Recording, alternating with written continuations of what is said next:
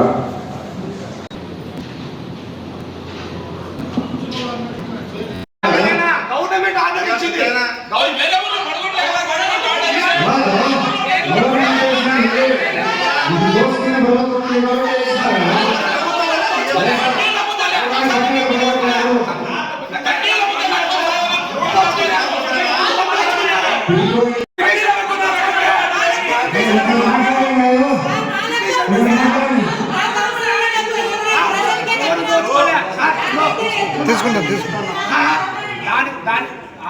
టిక్కో ఇళ్ళ గురించి వీళ్ళు కట్టింది 4 అపార్ట్మెంట్లు మాత్రమే, అంతా 300 ఇళ్ళే కట్టింది. 4000 ఇళ్ళు కట్టాల్సిన క్రమంలో 300 ఇళ్ళు కట్టి నిలబెట్టేసినారు.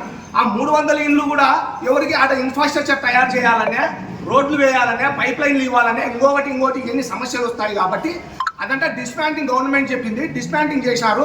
దాన్ని ఫ్లాట్లుగా విభజించి ఇక్కడ ఉండే ప్రొద్దుటూరు నియోజకవర్గంలో ఎవరైతే ఉన్నారో వాళ్ళకు తక్కువ రేటుకు డిప్పు సిస్టంలో ఇచ్చింది. ఎక్కడ దీంట్లో అవినీతి కానీ ఇంకోటి ఎక్కడ జరగలే, డిప్పు సిస్టంలో ఇచ్చింది. ఇదంతా మున్సిపల్ కౌన్సిల్ ఒక ఎమ్మెల్యేలో ఒక చైర్మన్ చేసింది కాదు, గవర్నమెంట్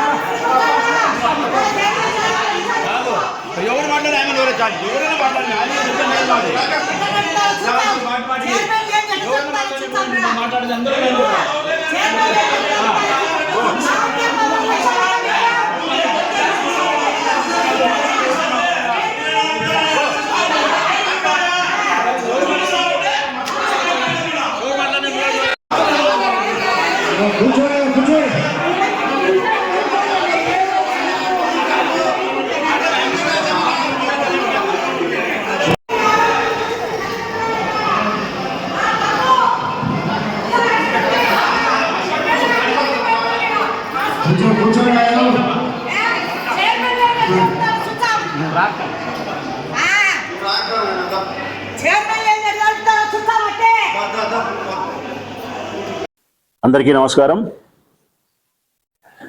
నిన్నటి దినం కౌన్సిల్ సమావేశంలో వరదరాజిరెడ్డి గారు లేవనెత్తినటువంటి అంశం వివాదాస్పదమైంది.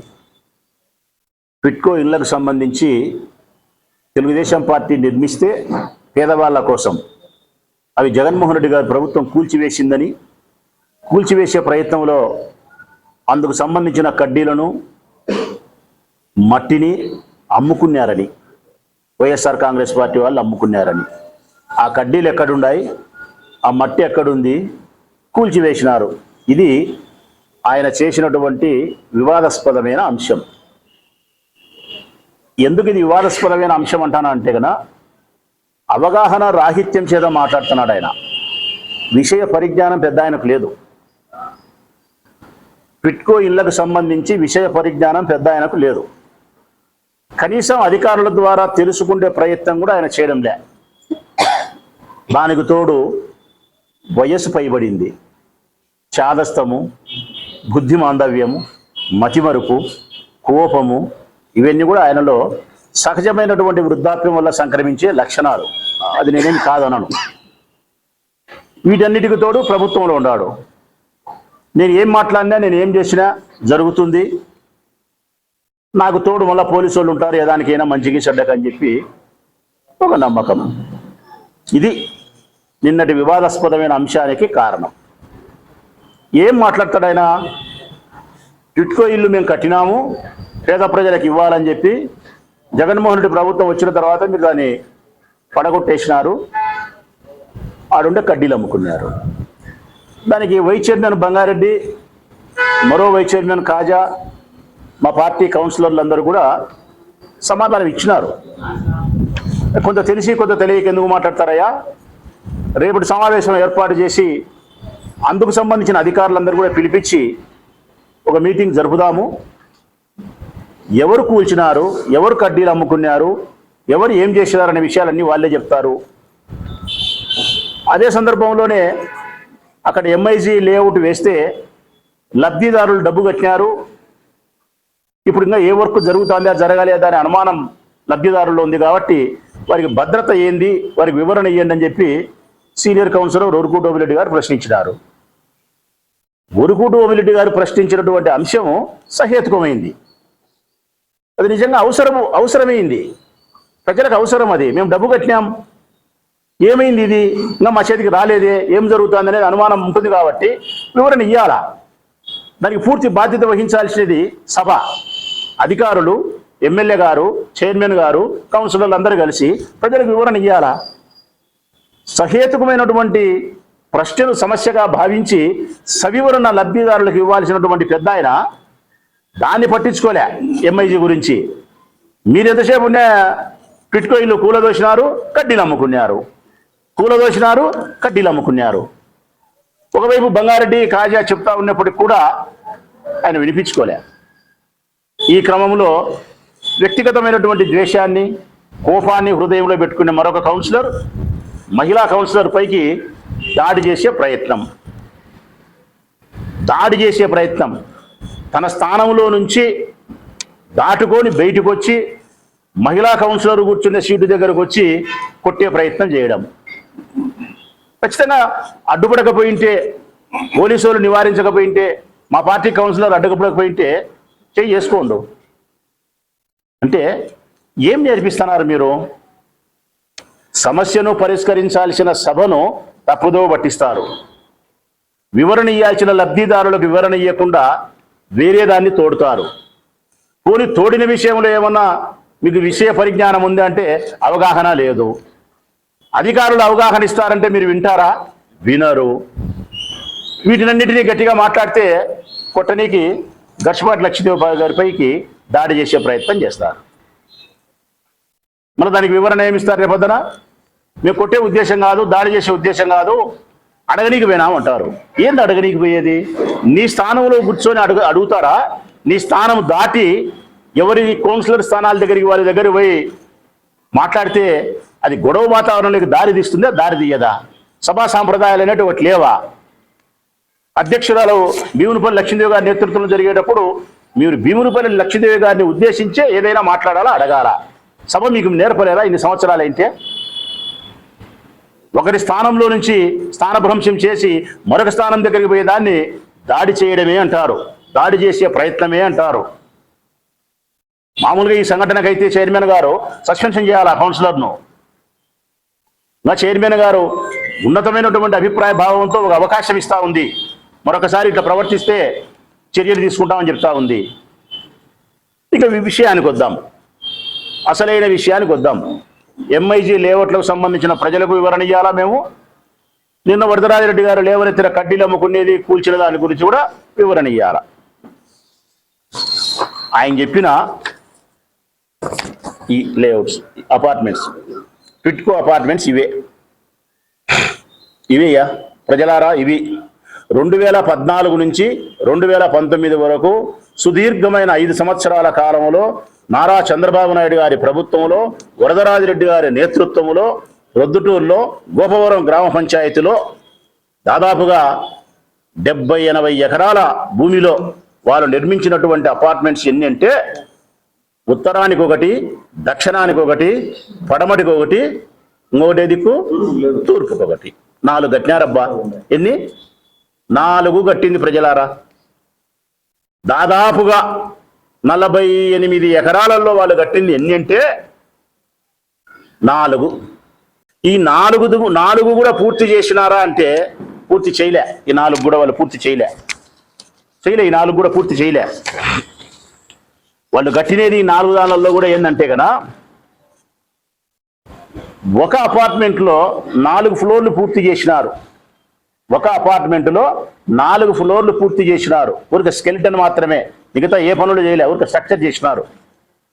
ఒక్కొక్క ఫ్లోరుకు 8 ఇళ్ళు ఉంటాయి. 4 ఫ్లోర్లకు 32 ఇళ్ళు. స్ట్రక్చర్ మాత్రం పూర్తి చేసినారు. మరొక ఫ్లోరు 4 అంతస్తులు పూర్తి చేసినారు, 32 ఇళ్ళు. స్ట్రక్చరే. మరొక ఫ్లోరు 2 కట్టినారు. అపార్ట్మెంట్లో 2 అంతస్తులు మాత్రమే కట్టినారు. దానికి 16 ఫ్లాట్లు మాత్రమే 2 అంతస్తులకు. మరొక దాంట్లో 2 ఫ్లోర్లు మాత్రమే పూర్తి చేసినారు.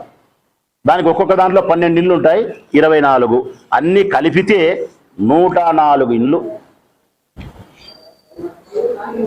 దాదాపుగా 5 సంవత్సరాలు పూర్తయ్యే నాటికి చంద్రబాబు నాయుడు ప్రభుత్వంలో టిట్కో ఇళ్లను వాళ్ళు పూర్తి చేసినది పూర్తి కాదు, స్లాబ్ వేసినది 104 ఇళ్ళు.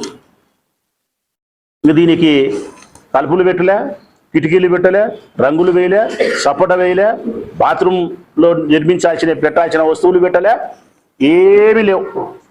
ఊరికే స్ట్రక్చర్ మాత్రం చేసినారు. ఎన్నేళ్లకు? 5 సంవత్సరాలకు ప్రజలారా.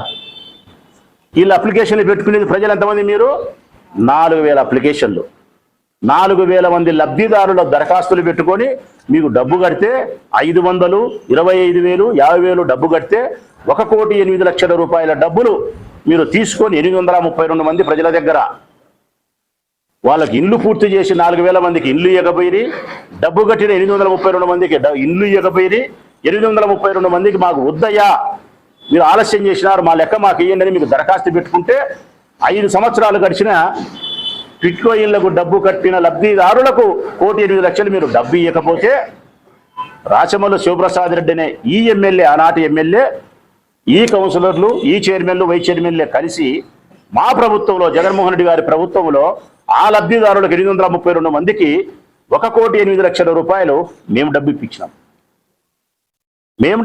టిట్కో బాధితులకు మేము డబ్బులు ఇప్పించినాం. ఆ 832 మందికి జగనన్న లేఅవుట్స్లో మేము ఫ్లాట్లు ఇచ్చినాం. మీరు ఇచ్చింది ఏంది? ఎందుకు మీరు 5 సంవత్సరాలైనా అని టిట్కోలను పూర్తి చేయలేకపోయినారు? ఇంకా కూలదోసినామంటున్నాడు పెద్ద ఆయన. కూలదోయలే, ఇప్పుడు గట్టినే ఉన్నాయి. ప్రభుత్వం కూలదోయలే, ఇప్పటికీ అట్నే ఉన్నాయి. మీరు ప్రెస్ వాళ్ళు కావాల్సిందే పోయి చూసుకోవచ్చు. అదేమి దాచిపెట్టేదో, దుప్పటి మూసేదో, గంప కింద మూసేదో కాదు కదా. అపార్ట్మెంటు 4 అంతస్తులు 2 అంతస్తులు కట్టిన అపార్ట్మెంటు ఇప్పుడు గట్టినే ఉన్నాయి. ఉత్తరానికి, పడవరకు, తూర్పుకు, దక్షిణానికి దిష్టి బొమ్మల మాదిరి 4 పెట్టినారు. అది ఏదైనా ఉపయోగపడుతుందేమో అనే ఉద్దేశంతో ప్రభుత్వం అట్టనే పెట్టినారు, కూలదోయలే. ఇంకా ప్రభుత్వము కూలదోసింది దేనిండి? 28 ఎకరాలలో మీరు కట్టిన ఈ 4 అపార్ట్మెంట్లు పోతే మిగతా చోట మీరు గ్రౌండ్ లెవెల్లో ఏమైతే పనిచేసినారో, గ్రౌండ్ లెవెల్లో అంటే గుంత తీయడము, ఆ గుంతలో కాంక్రీట్ వేయడము, తర్వాత బేస్మెంట్ వేస్తారు కదా, ఆ లెవెల్ వరకు మీరు చేసిన పని, ఆ లెవెల్ వరకు చేసినటువంటి 28 ఎకరాలలో ఉండబడినటువంటి ఆ బేస్మెంట్ లెవెల్లో ఉండబడిన నిర్మాణాలను జగన్మోహన్ రెడ్డి గారి ప్రభుత్వం తొలగించింది. కారణం అది ఇంకా నిరుపయోగం కాబట్టి, ఆ స్థలం విలువైంది కాబట్టి అది మున్సిపాలిటీకి దారాదత్తం చేసి మున్సిపాలిటీ ద్వారా ఆనాటి అన్నమయ్య అర్బన్ డెవలప్మెంట్ అథారిటీకి అధికారాన్ని ఇచ్చి అక్కడ మధ్యతరగతి కుటుంబీకులకు, ప్రభుత్వ ఉద్యోగస్తులకు సరసమైన ధరలకే భూమిని విక్రయించి లేఅవుట్ తయారు చేసి ఇల్లు నిర్మించే దానికోసం కొన్ని 100 కోట్ల రూపాయల ప్రొద్దుటూరు మున్సిపాలిటీకి వస్తే ఆ 100 కోట్ల రూపాయల మున్సిపాలిటీకి వచ్చిన ధనముతో ఈ ప్రొద్దుటూరు మున్సిపాలిటీని మరింత అభివృద్ధి చేసుకునే దానికోసం ఉపయోగించవచ్చు. దీంట్లో కూడా మళ్ళీ మీరు మీ తప్పిదం ఏంటంటే కదా, ఆ 70 ఎకరాలలో కూడా అది మా రాజశేఖర రెడ్డిని ఇచ్చిన భూమి, మీ చంద్రబాబు నాయుడు ఇచ్చిన భూమి కాదు. మా రాజశేఖర రెడ్డిని ఇచ్చిన భూమి ఎవరి కోసం? పరిశ్రమల అభివృద్ధి కోసం ఇచ్చినాడు, చేనేతల అభివృద్ధి కోసం ఇచ్చినాడు. చేనేతల అభివృద్ధి కోసం, పరిశ్రమల కోసం ఇచ్చిన అభివృద్ధికి ఇచ్చిన 70 ఎకరాల భూమిని రైతుల దగ్గర నుంచి కొనుగోలు చేసినాడు రాజశేఖర రెడ్డి అన్న. ఈ పర్పస్ కోసమే ఈ ప్రభుత్వం వచ్చిన తర్వాత చంద్రబాబు నాయుడు ప్రభుత్వం చేనేతలను గాలి కొదిలేసి, పరిశ్రమలను గాలి కొదిలేసి, మీరు పేదవాళ్ళకి ఇల్లు పంచేదానికోసం అని చెప్పి టిట్కో ఇల్లు అని చెప్పి అక్కడ మొదలుపెట్టి అది కూడా కట్టినారా? కట్టలే. పూర్తి చేసినారా? పూర్తి చేయలే. ఆ భూమికి సంబంధించి దాదాపుగా 30 ఎకరాలు, 25 నుంచి 30 ఎకరాలకు సంబంధించిన రైతులు కోర్టుకు పోయినారు. ఏమని? మా దగ్గర నుంచి ఆనాటి రాష్ట్ర ప్రభుత్వం తీసుకునేది పరిశ్రమల అభివృద్ధి కోసం, చేనేతల టెక్స్టైల్స్ కోసం, మీరు అది కాకుండా ఇల్లు ఇస్తామంటే మేమెందుకు ఇస్తాము, మా భూమి విలువైంది, మాతో ఏ పర్పస్కి అయితే మీరు తీసుకున్నారో ఆ పర్పస్ను సర్వ్ చేయండి, లేదంటే మా భూమిని మాకు ఇచ్చి మీ డబ్బు మీరు వెనక్కి తీసుకోండి అని చెప్పి కోర్టుకు పోయినారు. కోర్టులో వ్యాజ్యం ఈనాటికి ఉంది కాబట్టి 30 ఎకరాలు ఆగిపోయింది. తక్కిన 48 ఎకరాల్లోనే ఈ నిర్మాణాలు జరిగేది. ఆ 48 ఎకరాల్లోనే మీరు నిర్మాణం మొదలుపెట్టింది 28 ఎకరాలు. ఆ 28 ఎకరాల్లోనే మీరు కట్టింది 4 దిష్టి బొమ్మలు. కట్టిన ఇండ్లు అసంపూర్ణమైనటి 104. ఇప్పటికీ ఆ 104 దిష్టి బొమ్మలు అట్నే ఉన్నాయి. అయిపోయి వరదరాజిరెడ్డి గారు వారి సైన్యం కావాల్సింటే కన్నా చూసుకోవచ్చు. ఇక ఏంది నాకు తెలియక అడుగుతా, కడ్డీలు అమ్ముకున్నారు, కడ్డీలు అమ్ముకుంటా అంటున్నాడు పెద్ద ఆయన. అసలు విషయ పరిజ్ఞానమే లేదు ఆయనకు. అక్కడ టిట్కో ఇల్లు కట్టేటప్పుడు, ఆ 4 అపార్ట్మెంట్ కట్టేటప్పుడు ఎన్ని టన్నుల ఇనుమును ఉపయోగించినారు కడ్డీలని చెప్పి అధికారులు ఆ లిస్ట్ అంతా ఉంటుంది. ఎన్ని ఉండేది? 500 టన్నుల ఇనుమును ఉపయోగించినారు. 500 టన్నుల ఇనుమును ఉపయోగించినారు ఆ 4 అపార్ట్మెంట్లకు. ఈ 500 టన్నుల ఇనుము లోపల ఉంది కాబట్టి ప్రభుత్వం 500 టన్నులను 500 టన్నులే మళ్ళా 500 టన్నులను సెకండ్ హ్యాండ్ కాబట్టి కేజీకి 30 రూపాయల చొప్పున విక్రయించింది ప్రభుత్వం. కేజీకి 30 రూపాయల చొప్పున ధర కట్టి విక్రయించింది. ఎవరైతే ఈ వర్క్ చేస్తున్నాడో 500 టన్నులు 30 రూపాయలతో వాడు తీసుకొని 350 టన్నులు వాడు కలెక్ట్ చేసుకున్నాడు. నష్టపోయినాడు 50 లక్షల రూపాయలు. కాకరకాయకి ముడ్డి ఏదో మూతి ఏదో తెలియకుండా మీ ఇష్టం వచ్చినట్టు మీరు మాట్లాడతా అంటే, మీ ఇష్టం వచ్చినట్టు జగన్మోహన్ రెడ్డి ప్రభుత్వం నిందలు వేస్తా అంటే, మీ ఇష్టం వచ్చినట్టు మమ్మల్ని మాట్లాడతా అంటే మేము దేనికి భయపడాలా? మేము మీకు కేసులు పెడతారనే, సోషల్ మీడియా వాళ్ళ మీద పెట్టినట్టు ప్రశ్నించే కేసులు పెడతారని చెప్పి మీరు భయపడిస్తారా? ఈ ప్రభుత్వం ఏమన్నా మమ్మల్ని? మేము ప్రతిపక్షంలో ఉండేటప్పుడు మీతో యుద్ధం చేసినాం. మేము అధికారంలోకి వచ్చినప్పుడు మిమ్మల్ని గౌరవించినాం. మేము ఎప్పుడే కానీ కక్షాదింపు చర్యలకు పాల్పడలే, ఎప్పుడే కానీ తప్పుడు కేసులు పెట్టలే. మహిళల మీద కాదు కదా, పురుషుల మీద కూడా మేము పోలే. కౌన్సిల్ సమావేశం సక్రమంగా జరిగింది. ఒక్క కౌన్సిలర్ మీకు ఉండేది ఆనాడు. శివజ్యోతి అనే ఒక చెల్లెలు ఉండేది కౌన్సిలర్. ఆ పాపను మేము సొంత చెల్లెల మాదిరి భావించినాం. కౌన్సిల్ ఎన్నోసార్లు ఆ పాపను సోదర ప్రేమతోనే దగ్గరికి తీసుకున్నాం. ఆ పాప పనులు చేసినాం, గౌరవించినాం ఆ పాపను. తెలుగుదేశం పార్టీ కౌన్సిలర్ అని చెప్పి ఎప్పుడు కూడా మేము వివక్షతగా చూసే ప్రయత్నం చేయలే. ఇప్పుడు మాలో నుంచి మీలోకి వచ్చిన కౌన్సిలర్లు 10 మందిని 15 మందిని పెట్టుకొని ప్రయత్నం చేస్తే ఆ కౌన్సిలర్లు కూడా ఎవరు మీకు భాషగా నిలవలే. కారణం, ఆ కౌన్సిలర్లందరికీ రాచమల్లు అంటే వైఎస్ఆర్ కాంగ్రెస్ పార్టీ జెండా, జగన్ అంటే ఇరువురన్నా కూడా 2 కళ్ళతో సమానం. ఆ కౌన్సిలర్లకు మీ దగ్గరకు వచ్చిన 15 మంది కౌన్సిలర్లలో ఒక 5-6 మంది మినహాయిస్తే మిగిలిన 10 మంది 11 మంది కౌన్సిలర్లకు నేను సొంత అన్నతో సమానం. వాళ్లకు నా పట్ల విపరీతమైనటువంటి అభిమానం ఉంది, ప్రేమ ఉంది. పరిస్థితుల ప్రభావం చేత రాజకీయాల్లో పార్టీలు మారినారే తప్ప, అధికారం ఉంది మీ పక్షానికి వచ్చినారే తప్ప మీ మీద ప్రేమ లేదు, మీ మీద విశ్వాసం లేదు. నా మీద ప్రేమ దగ్గర, జగనన్న మీద విశ్వాసం వాళ్ళకు తగ్గలే. అందుకే కౌన్సిల్లో కూడా వాళ్ళు ఎప్పుడు అడ్డదిడ్డంగా ప్రవర్తించలే. మీలేకి వచ్చిన ఈ మురళి అనే కౌన్సిలరు మాత్రమే అడ్డదిడ్డంగా వ్యవహరిస్తూ ఉన్నాడు. ఇది ప్రజలారా జరిగిన సత్యం, వాస్తవమైనటువంటి విషయాలన్నీ కూడా టిట్కోకు సంబంధించి ఇవి. ఇంకా ఏదైనా మీకు డౌట్ ఉంటే అడిగితే కూడా నేను క్లియర్ కట్గా తెలియజేస్తా, ఇబ్బంది లేకుండా మీకు. ఇది టెండర్ నోట్ చెప్పినా కదా, అన్ని దీంట్లో ఉన్నాయి. ఎవరు మీరు తీసుకోవచ్చు ఇవన్నీ. ఎంఐజీది అది ఇంపార్టెంట్. ఎంఐజీ లబ్ధిదారులందరికీ మేము వివరణ ఇస్తున్నాము. ఎంఐజీ లేఅవుట్దారులకు కడ్డీలు అమ్మినారు, లేఅవుట్ అపార్ట్మెంట్స్ కూల్చినారు అని చెప్పి వరదరాజిరెడ్డి ప్రభుత్వం, చంద్రబాబు నాయుడు ప్రభుత్వం వచ్చిన తర్వాత వరదరాజిరెడ్డి గారు చేసినటువంటి కామెంట్లకు కాంట్రాక్టర్ను దౌర్జన్యంగా ఆపినాడు. పని చేయకుండా ఆ రోజు మీరందరూ ఉండే, అందరూ పోయి ఆ రోజు ఎస్ఐ సంజయ్, ఆయన తాలూకా ఎస్ఐ వచ్చి ఆ రోజు జరిగింది చూడి, మీరు కూడా చూసినారు. ఆ రోజు ఆపినారు. ఆపిన తర్వాత కాంట్రాక్టర్ భయపడి పని చేయనన్నాడు, భయపడి వీళ్ళతో దౌర్జన్యానికి భయపడి. అప్పుడు 2-3 నెలలు కాలం గడిచిపోయింది. ఇప్పుడు జాయింట్ కలెక్టర్ అజిత్ సింగ్ గారా, జాయింట్ కలెక్టర్ వచ్చిన తర్వాత దీనికి ఇన్ఛార్జిగా ఆమెనే పెట్టినారు. ఎందుకంటే ఆ నందన్ ప్లేస్లోకి ఇంకా ఎవరు రాలే, దానికి వైస్ చైర్మన్గా, ఇది అర్బన్ డెవలప్మెంట్ దానికి ఈమెనే జాయింట్ కలెక్టర్ గారిని పెట్టినారు. జాయింట్ కలెక్టర్ గారు దీని గురించి విచారించినప్పుడు ఆమెకు సత్యం తెలిసింది.